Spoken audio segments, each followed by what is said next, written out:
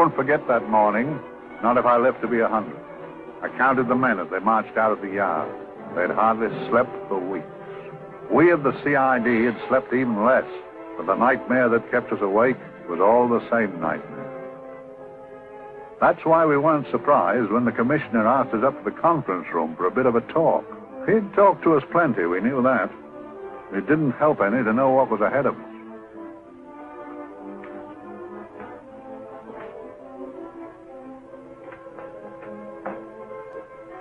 Must we have that window open, Gregson? Oh, shut it if you want to. Chief will be in enough of a temper without having a ruddy blast down the back of his neck.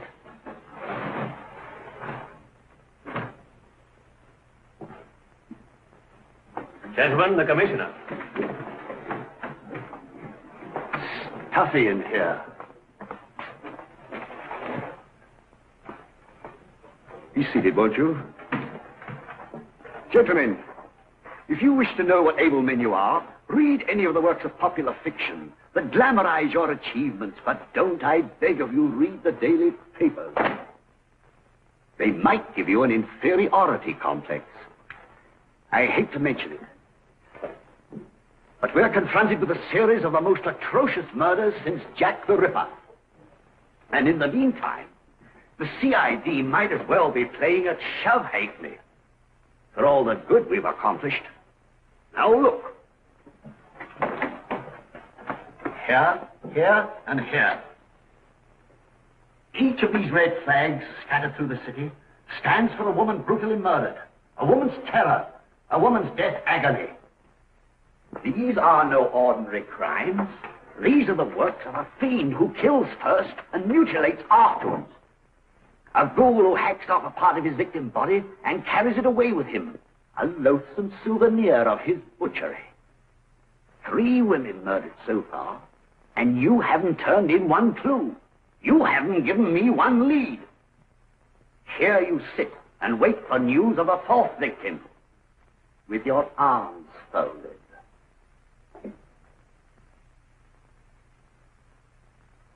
Well, we hadn't long to wait. It was down Lambeth Way where a young woman was hurrying home late last night. She saw something and stopped. It was a constable. He spoke to her, and he walked along with her, just in case. He saw her go down the stairway to the basement lodging where she lived. We can only surmise what happened after that.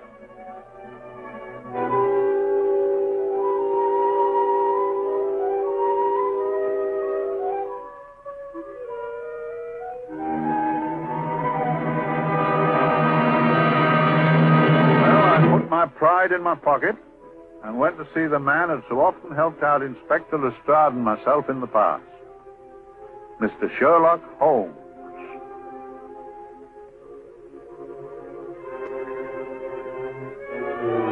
If ever a man needed help, I did.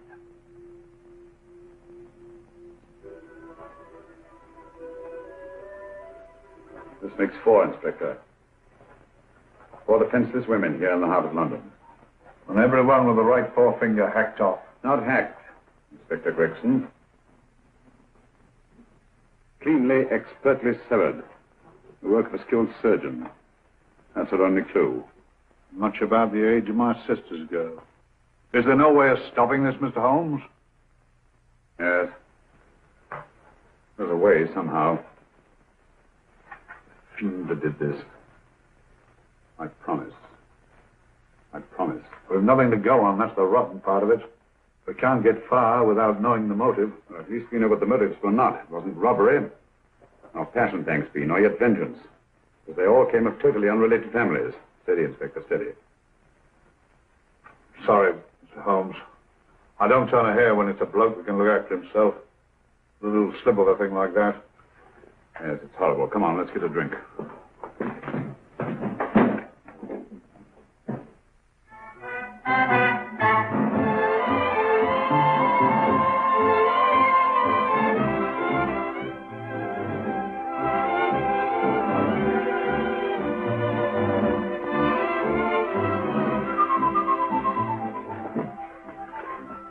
Mr. Holmes. Evening, Vincent. Whiskey and soda, please, and a double for my friend here, Inspector Gregson.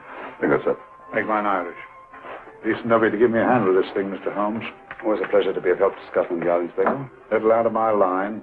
Looking for a maniac who murders just for the fun of it. Or perhaps just to get a human finger.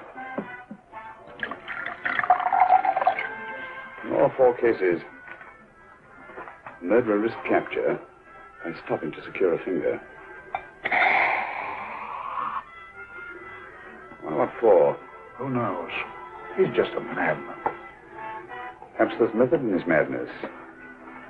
If we could just trace those missing fingers. If we could just drain the English Channel, we might find a penny. Huh? Oh, thank you. Make it, Mr. Holmes. Thank you.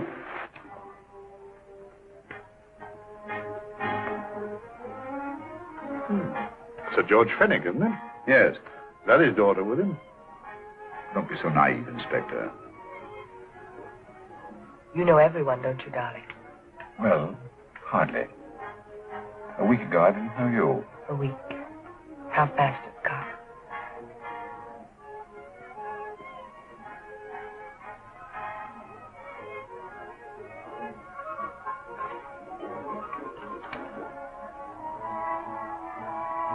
I collect these things. How very quaint of you. Shall we go? Yes.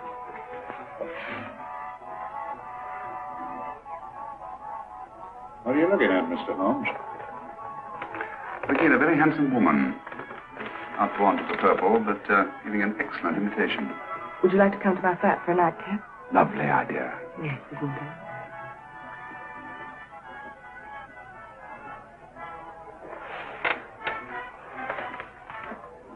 I wonder where she's taking Sir George Fenwick.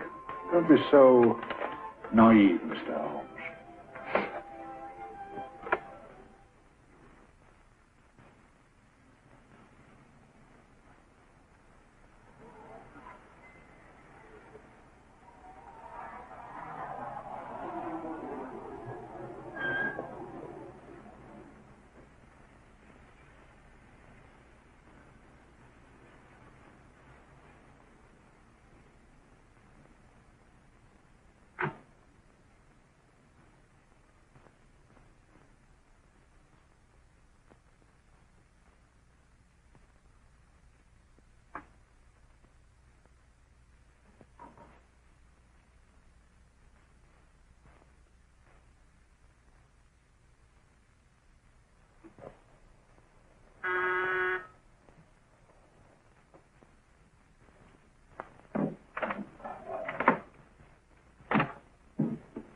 Good evening, Mum. Hello, Brandon. Any messages? No, Mum.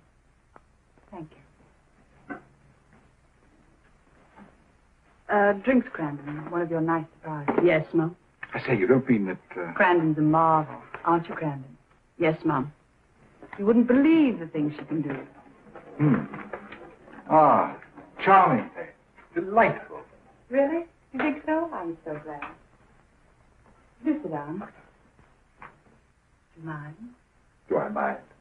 What a question. I don't mind anything, really. Except not being with you. Now, you really don't want me to believe that, do you? Not too seriously. Good. We're both quite grown up, aren't we? Quite.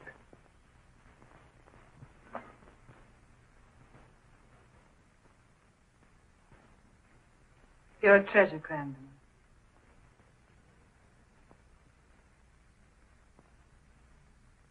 And lower the lights a little as you leave.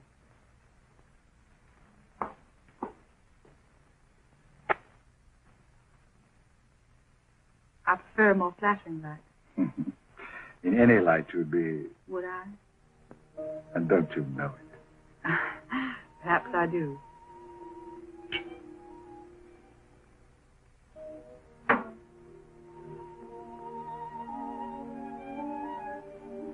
Oh, that priceless woman. You wouldn't believe it, but she's absurdly romantic.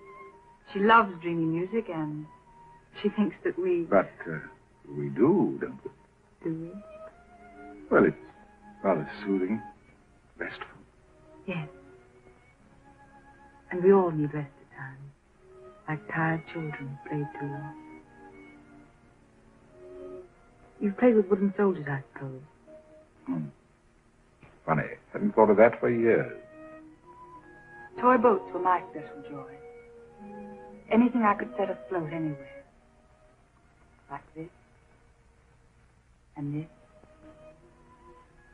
Toy boats sailing into the Never Never Land. The land of beautiful dreams. Look. Look, art isn't it how the light is reflected? Little specks of light that move and move. Like stars on a slowly moving stream. You know, Holmes, I'm very sensitive to atmosphere. No? Yes, I can tell by the feel of this room there's been a murder committed here. It may interest you to know, my dear fellow, it was the other side of that door at the foot of the stairs that the poor girl was murdered. If only I could find it. Find what? The one thing these unfortunate victims have in common that might give us a motive for these murders. There must be something. Another Jack the Ripper, if you ask me, a homicidal maniac. No, Watson. In the case of Jack the Ripper, there was one thing in common. His victims were all from one walk of life, living in the same section of the city. In this case, the murderer chooses his victims from all walks of life and from different sections of the city. No, my dear fellow, this is not the work of a homicidal maniac. It's something infinitely more sinister. You know, the creeps. What else are you talking about? Watson, I'm convinced that these murders are only incidental to some larger and more diabolical scheme. That may be, but why the severed fingers? The answer to that question, my dear fellow, is our only hope of solving these mysteries. Yes, sister, I am so happy. I had such a lovely holiday at Brighton with you and Alf. And I'm looking forward to being with you again. Poor little thing. Sort of raises a lump in your throat. I can picture her sitting here happily writing this letter. And a lot bit of realizing that she's shortly going to her death. Hello? Gregson?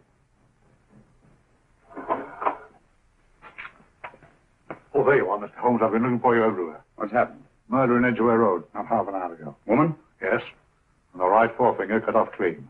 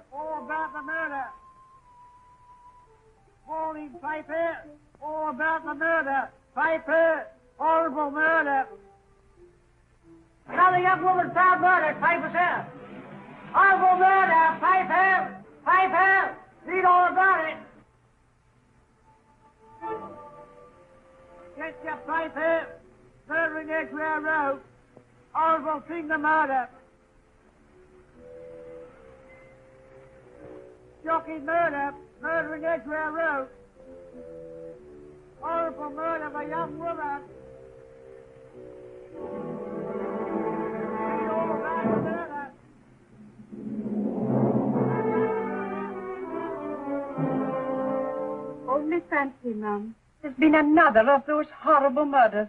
Dear, dear, how shocking. Yes, Mum. I really don't feel quite safe here myself.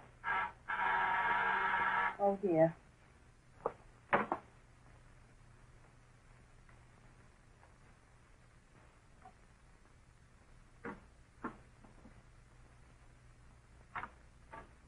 Why, Sir George! I must see Miss Marlowe at once. I don't know if she... I must see her. Where is she?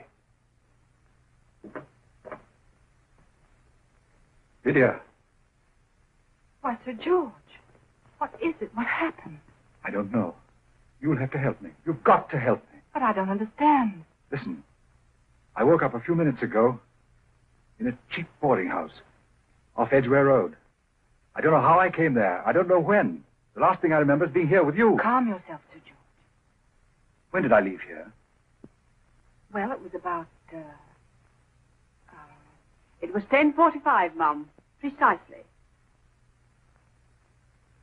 You seemed, forgive me, just a little distressed. Detached, not interested. I thought I'd said something to offend you. I don't remember.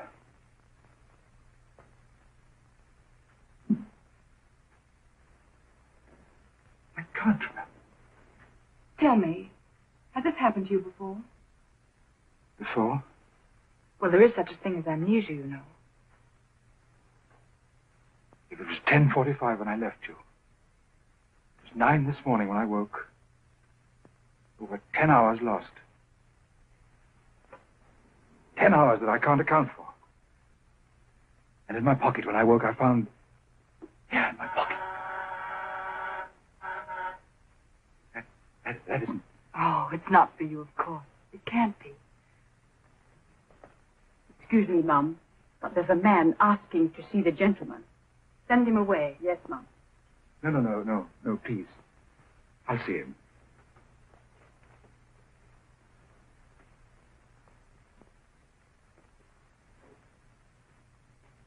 Well? Delightful room. Not much like the place you woke up in this morning. You followed me here? Yes. Are you a detective? Oh, no. Quite the contrary. Don't be afraid, Sir George. You know my name? Oh, yes. A very old and highly honored name.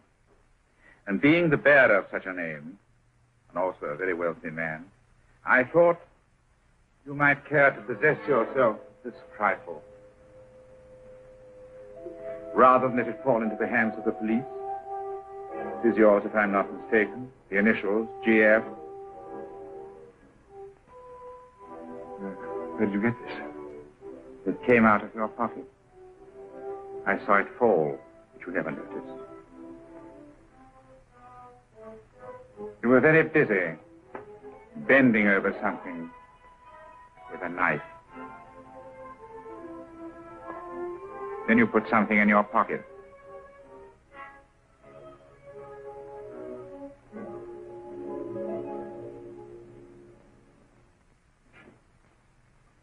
Come along, Holmes, come along. How many more times must I tell you? You're missing a treat. This is delicious. Little jam tarts to follow. Aren't you tempted? You and your flesh pots. They tell me that fish is good for the brain. Brains haven't any. You realize that a whole day and a night have gone by since that festive affair in Edgware Road? I'm as much in the dark as ever.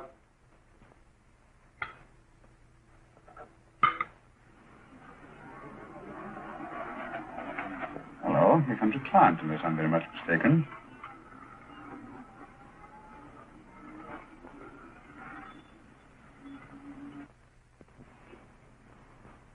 Well, attractive. Very attractive.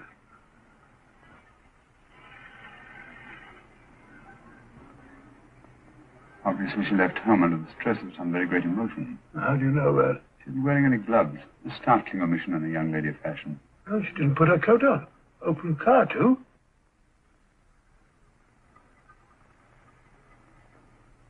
Furthermore, there's something in that bag she wants to show me.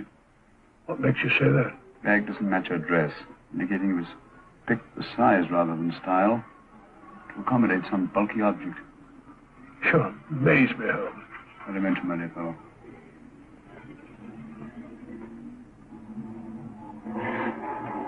Well, that's interesting. What is? A cab, turning at the empty house. Wonder why he followed her here. Oh, wouldn't you? Quite possibly with glasses.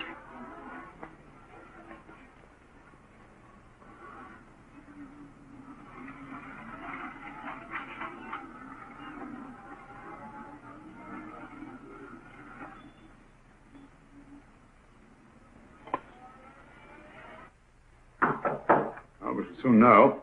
Yes, Mrs. Hudson? It's a young lady, sir. Most urgent. Ask her to come in. Go right in, miss. Mr. Holmes? Yes, this is my friend, Dr. Watson. How do you do? How do you do?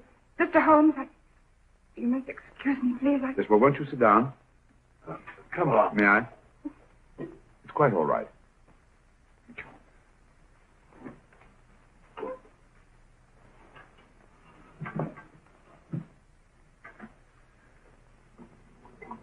Now try to control yourself, Miss Fenwick. You're with friends.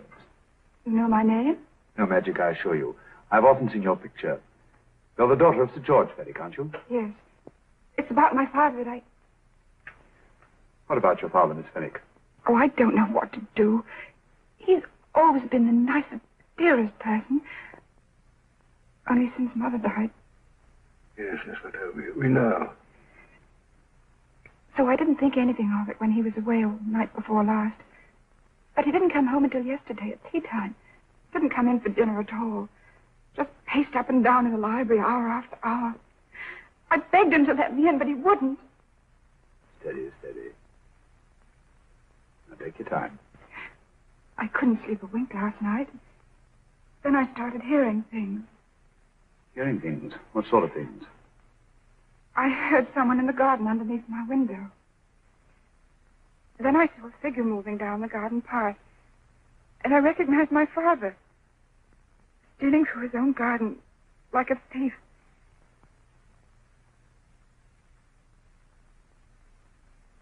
He had a spade in his hand. And he stopped by the greenhouse where he started to dig. This morning, at daybreak, I stole out into the garden and I found this.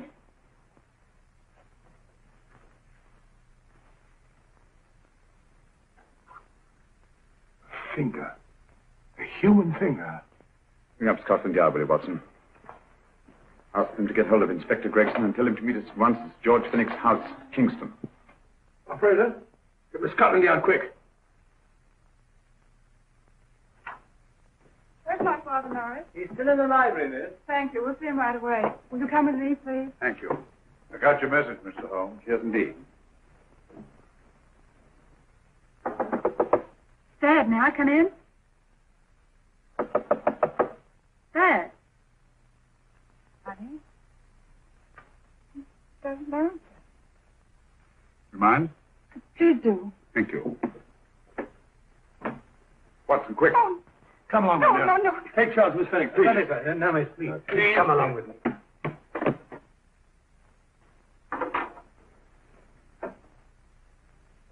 Dead? Yes. What do you make of it, Doctor? Shot in the back, between the second and third ribs. The bullet undoubtedly had penetrated the heart. Look at the powder marks on his coat. I was afraid of this. What do you mean? Don't you remember the man in the cab who followed Miss Fenwick to Baker Street? Well, you don't think he had anything to do with it, do I you? think it's reasonable to assume that he tipped off someone that I'd been sent for. George has obviously been murdered to keep him from telling me what he knew. What was the weapon used? Small caliber revolver, point blank range, by the look of the wound. The murderer came in through those French windows. The mud from the garden he brought in on his boots. George must have surprised the intruder. Passed the room to him here. The follows we can't tell. But from the location of the wound, I'd say that he turned his back for a moment, and as he turned, the muzzle of the revolver was placed between his ribs and one muffled shot fired. You mean to say he kept on going, even after he was shot? There's no doubt about it. Look there. The trail of blood leads us back to the desk. Something Sir George was after. Something. I know. He was trying to summon help, Butcher. I don't think so, Watson. There's the bell pull by the fireplace. No, you'll notice from the trail of blood that Sir George made straight to this desk here. I wonder. There's something he was desperately anxious to get. Hello. His right hand's clenched. Perfectly natural. Death agony. The left hand lies open. Why only one hand clenched in the death agony? The right hand, the hand nearest the desk. Please note that. If Sir George took something off this desk, something so important that he spilled his last drop of blood to get it, I want to know what it is.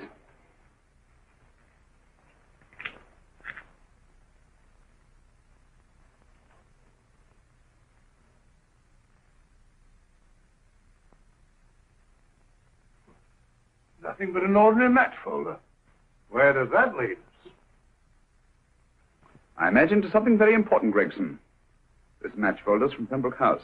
Why shouldn't it be? He was there, you know. We saw him yesterday. Yes, but the effort he made after he was shot to get hold of this match folder.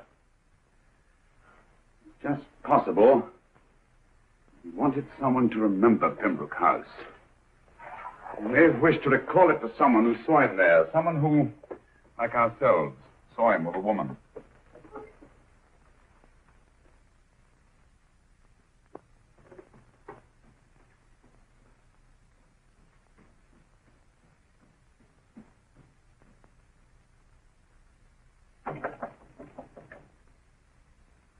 Come in. Oh, Dr. Watson, this came by hand for Mr. Holmes not 10 minutes ago. Thank you, Mrs. Elson. That would be the report from Sir George's bank. What from Sir George? Oh, really? Don't you remember his daughter told us that he just closed his account? And he looked into it once.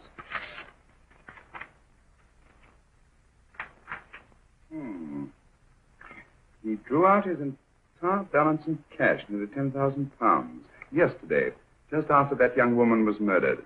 What does that suggest you, Watson? He paid it out to someone. Precisely. I smell the faint, sweet odor of blackmail. You don't think he paid it out to someone who saw him murder the McLean woman? Sir George never murdered anyone. But he did have that woman's finger, and he empty did have and pay out a lot of cash. That's the terrifying part about blackmail, Watson. The victim is afraid to fight the accusation, no matter how false. Once the accusation is made, his name is smeared, and sometimes his life is ruined. Well, Sir George didn't commit these murders. What fiend did? I rather think they're not the work of any one man. Oh, come, Holmes. You don't expect me to believe there's a whole organization going about killing people and chopping off their fingers. That's possible, quite possible. Whoever's behind all this thing must be out of his mind. On the contrary, my dear fellow, if my assumptions are correct, this little scheme has behind it the most brilliant and ruthless intellect the world has ever known. You don't mean Professor Moriarty? I do. Oh, steady, Holmes. You've got him on the brain. This is the third time in as many months you've suspected him of unsolved crimes. He's dead, you know. Is he? Is he? You know he is. He was hanged in Montevideo, well, over a year ago. I know that someone was hanged in Montevideo under that name.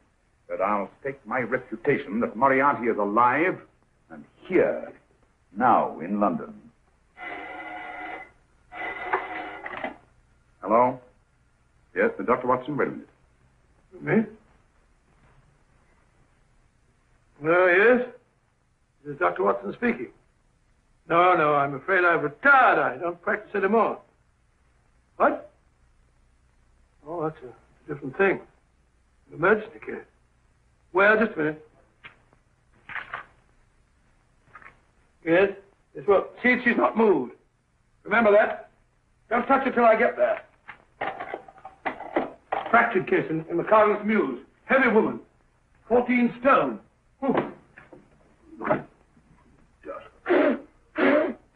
14 stone.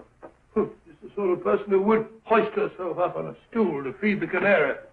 There ought to be a law against fat people keeping little dicky birds. Well, so long, old man. I shan't be very long. I haven't used that bag since I brought little Amelia. What's her name in the world?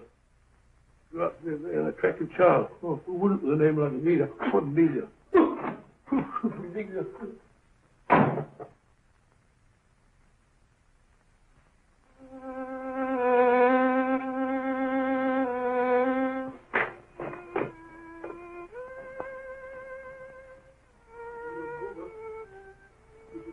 Stupid about it.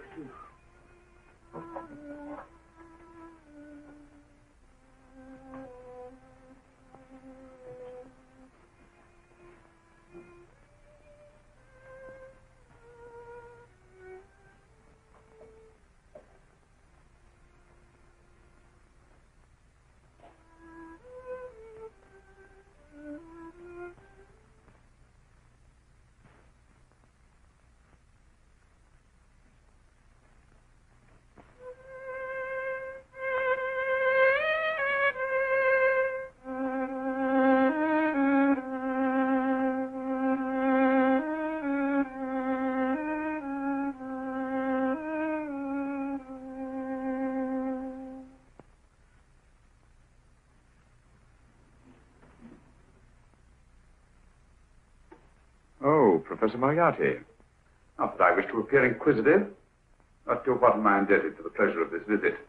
Scotland Yard will be interested. It's very convenient for me to have Scotland Yard think that I'm still dead in Montevideo.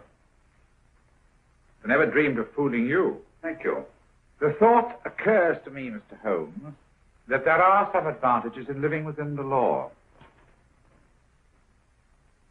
You're very comfortably fixed here, aren't you? As I get on in life, the little comforts appeal to me more and more. Oh, I beg your pardon. Won't you sit down? Thank you.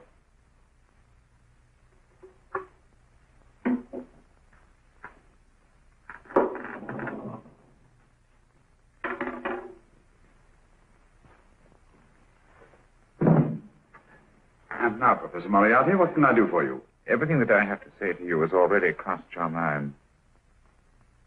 And my answer has no doubt crossed yours. That's final? What do you think? I shall not rest until you are hanged for the finger murders. You've no proof, you know.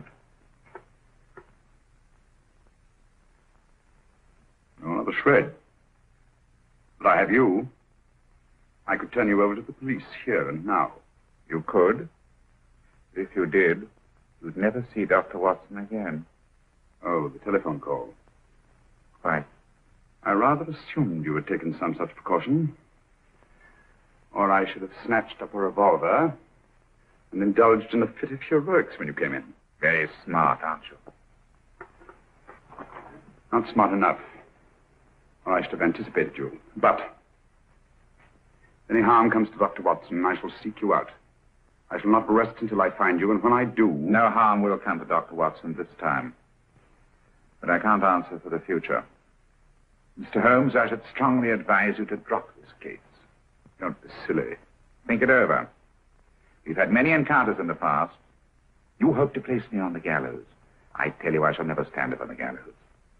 But if you are instrumental in any way in bringing about my destruction, you will not be alive to enjoy your satisfaction. We shall walk together through the gates of eternity, hand in hand. What a charming picture that would make. Yes, wouldn't it? When I really think it might be worth it.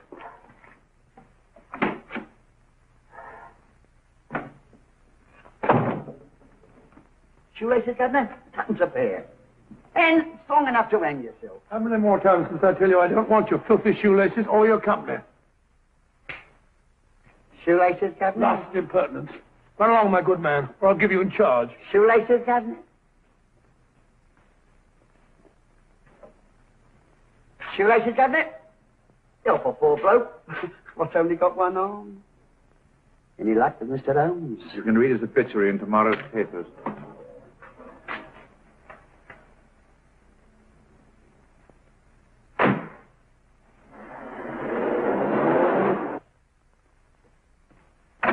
Oh, there you are, Watson. Come in. I was, just going out to look for you. Look for me, what for? Suppose you don't think I know my way about. Well, you're right, I don't. Blast all practical jokers anyhow. Know where I've been? On a wild goose chase. Exactly. There's no such number in McCardle's Muse. Some fool's idea of a joke. Did you see anyone? No, nobody especially. Only a whining old idiot selling bootlaces. Assistant beggar, wasn't he? Stuck you like grim death. Huh? How do you know? Finally left you for someone who looked like better pickings. Someone, my dear Watson, was Professor Moriarty himself. What? Just called on me. Moriarty here and you let him go? You are out of your mind. Why? Well, he bluffed me into believing that he was holding a friend of mine as hostage. Friend of yours who? Oh, nobody very important, just a fat, lazy fellow. Medical man, I believe. Medical man? Do I know him? Yes, I think you do. Fellow by the name of Watson. Watson, never heard. Who? Me? I'm afraid so, old fellow. Your street hawker's job was to do away with you in a certain contingency. And you let Moriarty go? Because of me? I had no choice. Can't afford to lose you, old fellow. Well, it's very decent of the old chap, I must say, but... well, I wish you'd nabbed him. We shall, never fear.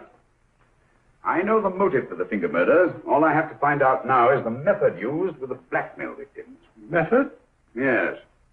How does Moriarty get them to the scene of the crime? How does he plant those severed fingers on them? And how does he scare them into believing that he may have committed those atrocious murders themselves? Curious.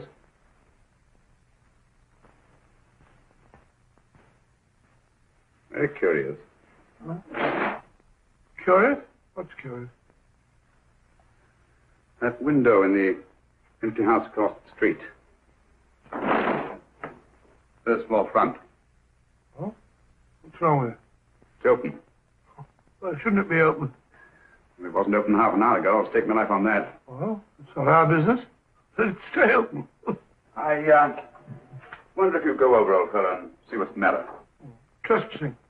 Against the law. Well, I'll go myself. Oh, well, if you're going to put it like that, ridiculous waste of time. Think about shutting windows at this hour of the night. Yeah, you'd better take this torch. Don't take what... Dignified job for a doctor. Dr. Watson, the torchbearer. And what do you propose to do? Sit in a comfortable chair, I suppose, and read a good book. That's a very good idea. Yes, very good idea. While I play night watchman, you have a nice read. Mm-hmm. Good night. Have a good time. Good time.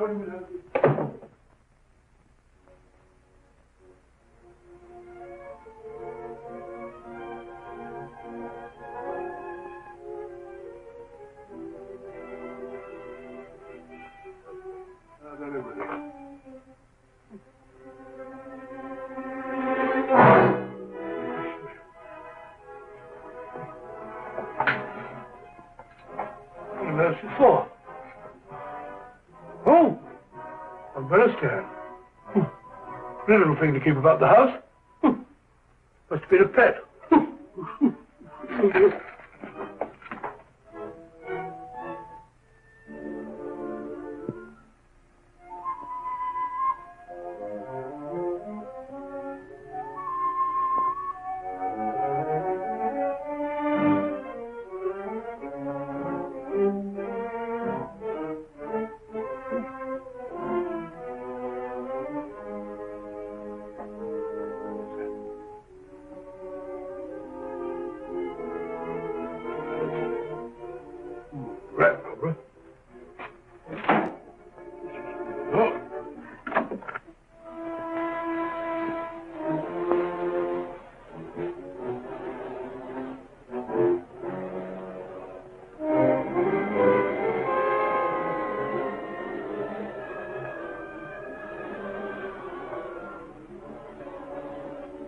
He sits comfortably reading a book.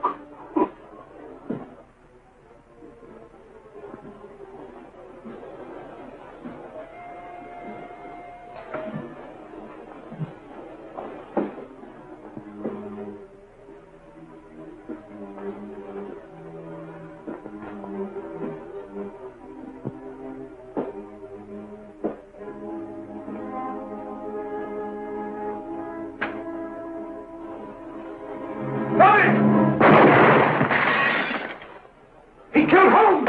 He killed Sherlock! Watson. You? And I saw him shoot you a second ago. Not me, my dear fellow. Merely the bust of Julius Caesar. Incidentally, you may have noticed that all through the ages, prominent men have prominent noses. Oh, afraid we're in for terrible trouble again with Mrs. Hudson. Windows smashed, plaster all over the floor. Get up, you.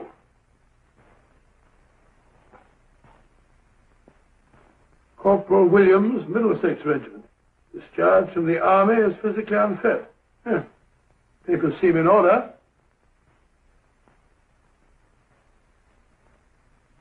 Now, Corporal Williams, you've seen service in the Far East, haven't you? The East. I thought so.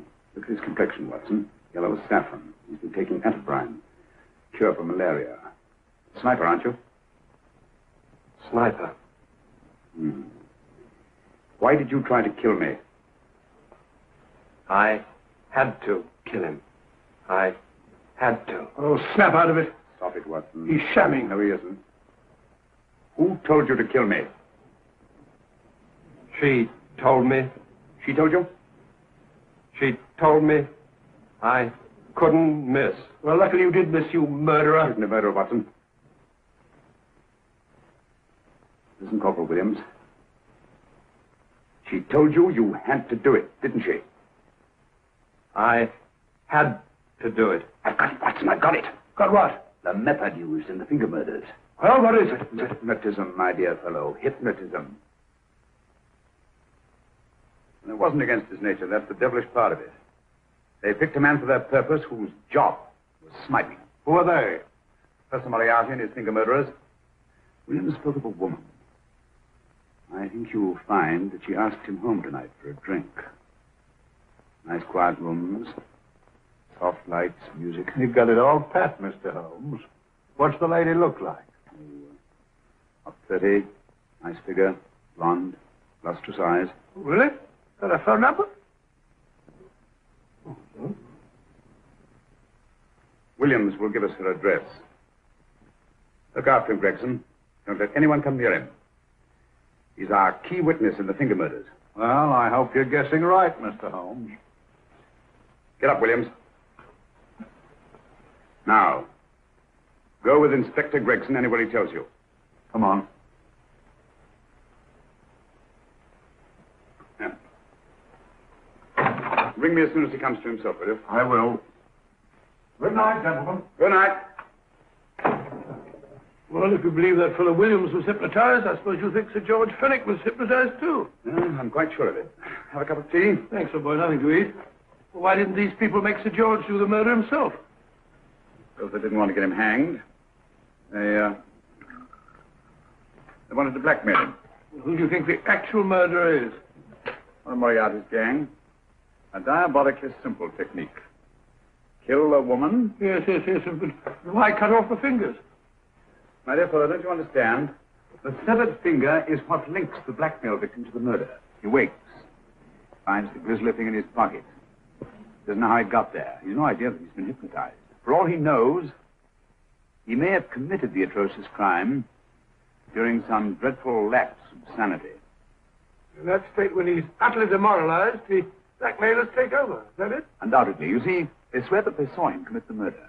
And being human, the victim will pay anything rather than stand trial on a charge that will make his very name loathsome.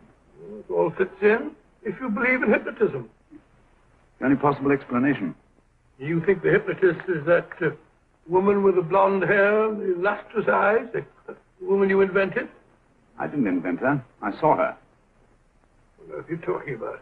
That woman, my dear Watson, was with Sir George when he left Pembroke House. I saw her there. I shall see her again, and Williams will lead me to her. That's why it's so important to keep him safe. He will identify her.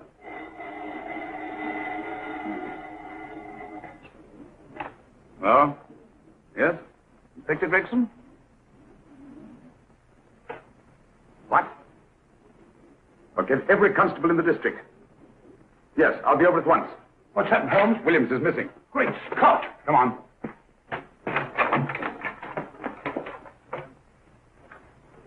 Lorry crashed into Gregson's car. During the confusion, Williams disappeared. Escaped, eh? No, kidnapped. To keep him from talking when he came to. You don't think that Moriarty... Moriarty? Anything is possible.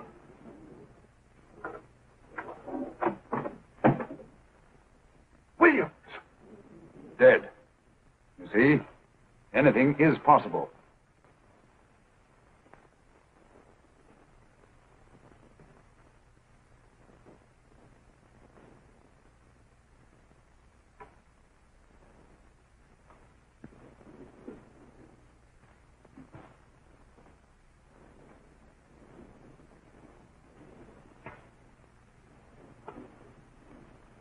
Oh, good morning, Professor Moriarty.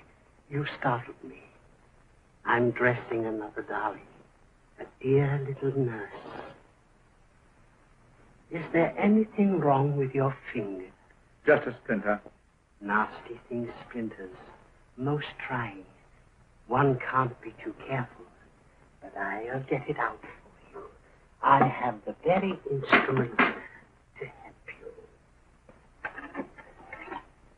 Sharp enough to split a hair. Put those tools away until they're needed. But they're not tools, sir. They're instruments. Put them away. Is Lydia in? Yes. But really, you should let me. Get dressed. Holmes and Watson just left Baker Street for the Mesmer Club. Mesmer Club? The meeting place of all the top hypnotists in London. Do you suppose that Mr. Holmes is onto our method? If he suspects, it's merely a suspicion. It's our business to see that it ends there. I hope you're right. Williams passed away before he could talk, remember? What do you want me to do? Go to the Mesmer Club, meet Holmes, and induce him to come back here. Isn't that a bit dangerous? Every meeting with Sherlock Holmes is potentially dangerous. However, you say he didn't see your face at Pembroke House. And how would you suggest I get Mr. Holmes to accompany me here? Kidnap him? Oh, no. Holmes has one weakness. His insatiable curiosity. If you can arouse that, you can lead him anywhere. It's up to you to take advantage of any opportunity that may arise. This way, please, gentlemen.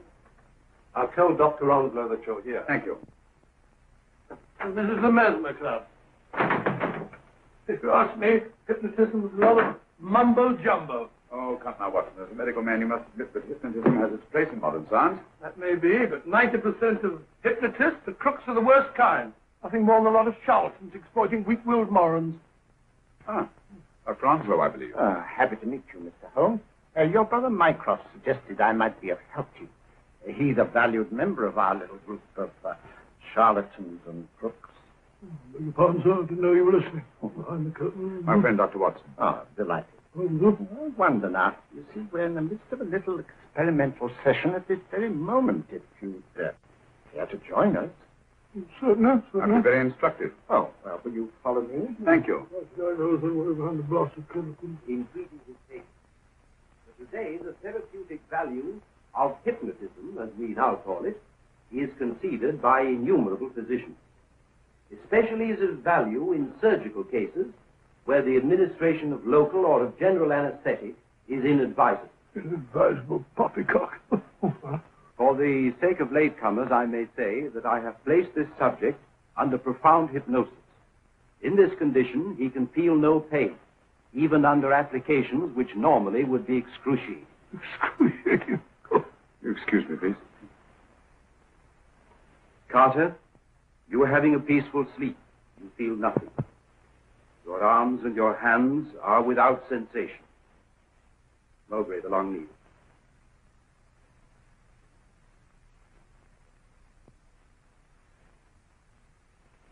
Carter, give me your right hand.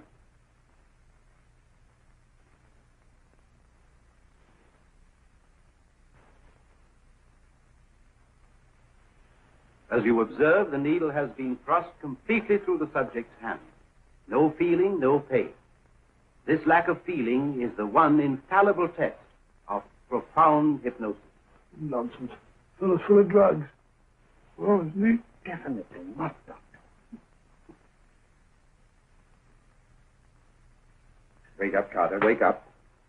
You feel well and rested, remember. No pain anywhere. Wake up, wake up. I say, when are you going to begin? All through, Carter. Stand up. This way, sir. And, are these all the people that come here? Oh, no. Others keep dropping in all the time. I suppose it's all right for those who believe in it, but of course, I'm a professional man myself. Then you don't believe in hypnotism, Dr. Watson? I don't deny that there are certain types of hysterical, feeble-minded people who go under if you point your finger at them. But anyone with an ounce of character... How right you are. You see right through our little artifices, don't you, Doctor? Right through, my dear sir. Right through. Right so. But with the feeble-minded, as you say... excuse us, Mr. Holmes. Certainly. Step over here, won't you? Certainly, sir. Anything to oblige. Let me show you how easily we charlatans take advantage of them. Now, sit down, Doctor. Now, we set a thing like this in motion. It's wonderful, the attraction on the feeble-minded, of course. The continuous motion, if they just let themselves follow it. Of course, you could stare at it till doomsday, Dr. Watson, with no effect at all. still, it might make you a little drowsy, like the white ribbon of road at night when you're driving. The rhythm is smooth, unbroken, and the road goes on and on, round and round, always the same, winding and winding. And you're drowsy, you're tired. Let the road come into you, as it were. The long road, the smooth road, the road to sleep. Sleep.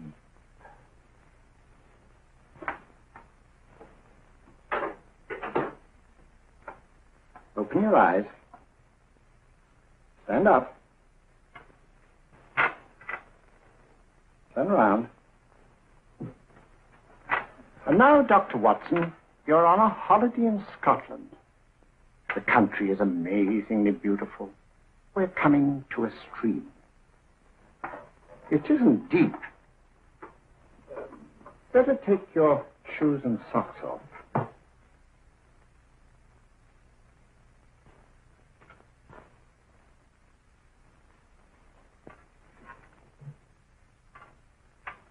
Roll up your trouser.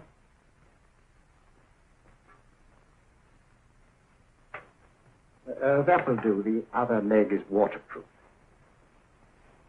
Turn around. Mind the pedals.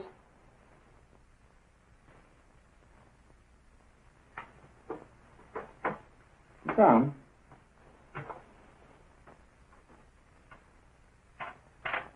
Wake up now.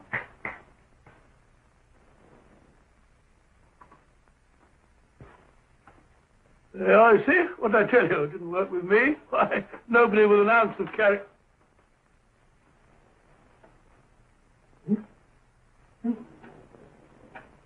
I think your knee is.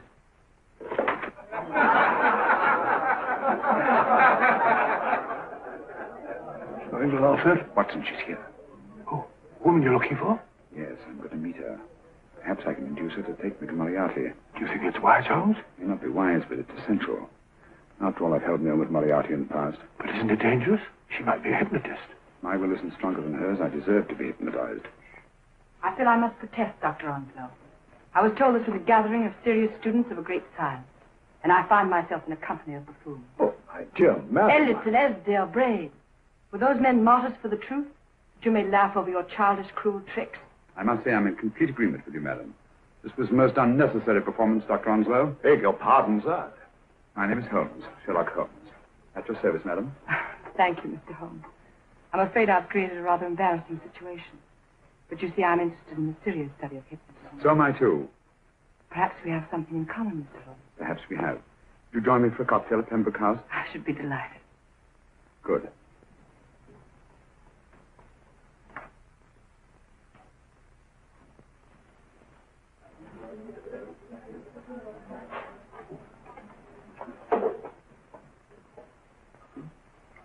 Thank you. I didn't know there was such a pleasant place in London. It was so nice of you to suggest our coming here. I thought a little pick-me-up would do us good. You mean you thought I looked... I like the way you look. Thank you. I suppose I did lose my head a little at the Mesmer Club. But you see, hypnotism is almost a religion with me. I know so well what it can do to help, heal. And I can't bear to see it used for trivial purposes. I know very little about it. That's why I went to the Mesmer Club. You see, I'm rather puzzled just now with the case that I'm working on. How fascinating. Tell me about it. The murder of Sir George Fenwick. Fenwick? Who's he? Quite a well-known figure. Odd now I come to think of it. Last time I saw Sir George was here at Pembroke House. Strange. Yes, isn't it? He was sitting, I believe he was sitting at this very table. Cigarette? Thanks. Do go on. There was a charming lady with him. He was lighting a cigarette.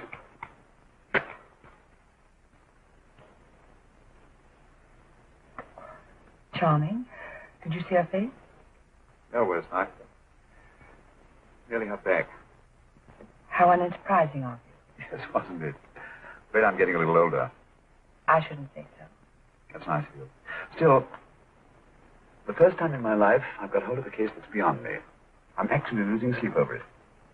You know, Mr. Holmes, I believe I could help you. Really? I should be very grateful. You're amused. No. Really skeptical. How would you go about it?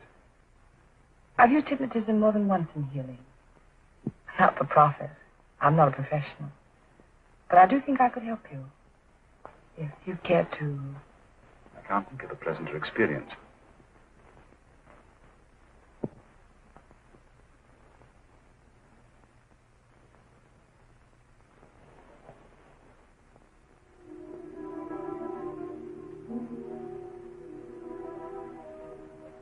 Low light, music, is that all there is to it? You must relax, Mr. Holmes. I'm afraid you're a rather difficult subject. So I thought perhaps a little help. Materia medica might be advisable. Drugs?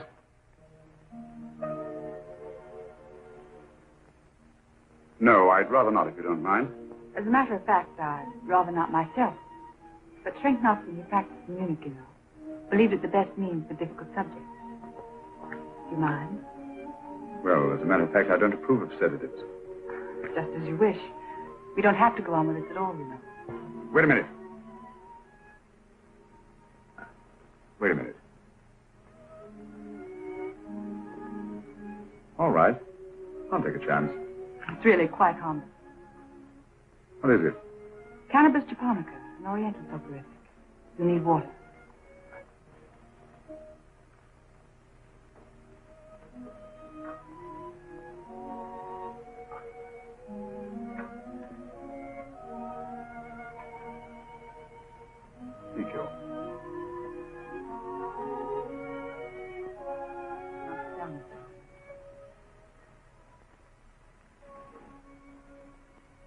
You feel yourself growing drowsy. Don't fight it. Give in to it. Because you do want to sleep, you know. Just fix your eyes on this one white flower, floating on the water. Empty your mind of every other thought. Follow the motion of the water. So smooth. Not a ripple. Waters of forgetfulness. Steady. Deep. Strong. Strange, isn't it? How the light is reflected. Little specks of light that move and move.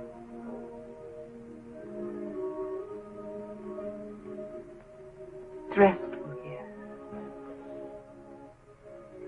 Peaceful. Friendly. And you're very close to finding what you're looking for. You'll find them soon now. The guilty ones. When you're rested, gentle waters closing over you. Steady, deep, strong, drawing you down, down, down.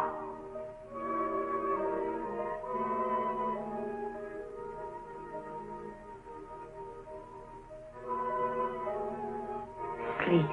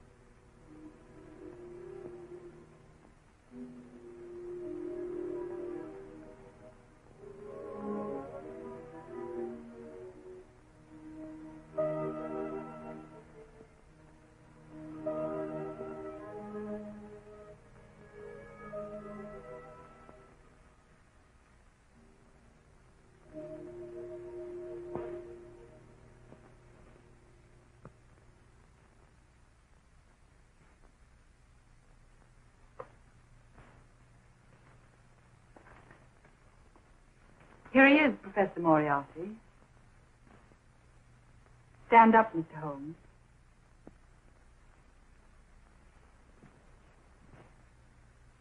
Open your eyes. Face this way. Are you satisfied? We are dealing with a clever man. He may be shamming. There's just one infallible test for profound hypnosis. You ready, Dr. Simnel?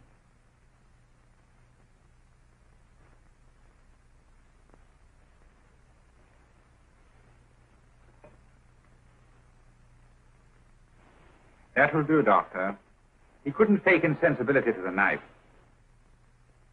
I congratulate you, Lydia. Turn round, Mr. Holmes. Now walk to the desk.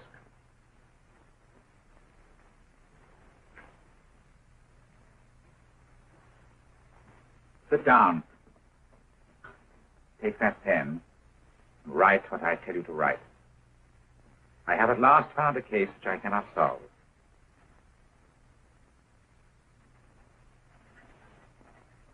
I have outlived my usefulness. Therefore, I have decided to end my life.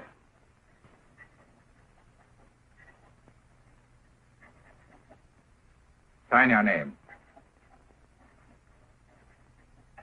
Now blot it.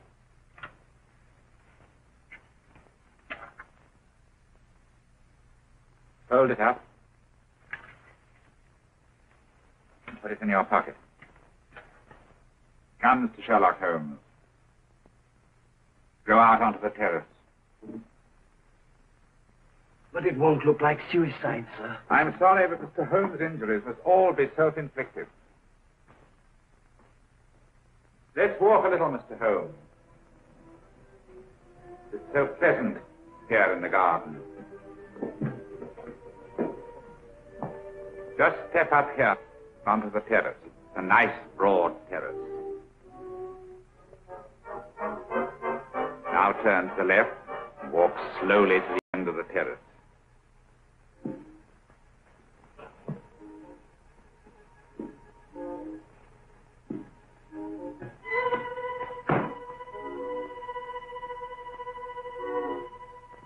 Don't stop. You must walk to the end, you know.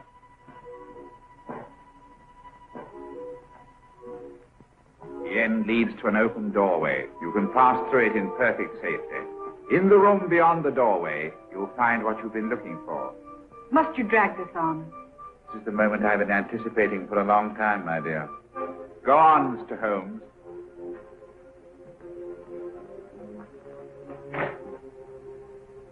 Through the open doorway, you will find the man responsible for the finger murders and the death of Sir George Fenwick. Professor Moriarty. Holmes! Stand still! What a beautiful view, Watson. I'm quite enjoying it. No, you're not. You're hypnotized. You're under a spell. Stand still. Don't move. Steady, Holmes. Steady does it. Stand perfectly still where you are. Nonsense, Watson. You don't know what you're doing. Of course I know what I'm doing. You mean you're not hypnotized? Certainly not. Then get off the wall, you idiot. Oh, look out! Oh, what were you doing up there? Holding the fort until you arrived. What kept you? Oh, I ran into a spot of trouble on my way to Scotland Yard. I was arrested for exceeding the speed limit. Your luck seems to hold, Mr. Holmes. I'd hardly call it luck, Professor. You see, I substituted a drug of my own for the one that this dear lady pressed on me. You are clever, aren't you? A drug that, although it leaves the subject conscious, renders him quite insensitive to pain. That accounted for my lack of reaction to Dr. Simnel's knife. Well, Gregson, quite an impressive haul. Even Inspector Lestrade himself couldn't have done any better. Thanks, Mr. Holmes. Take him away. All right, put her in the van. I was right, Mr. Holmes. You are a difficult subject. Thank you. And now, Professor, our score is settled. Au revoir until I see you on the gallows. The rope has not been made that'll go around my neck. Come on.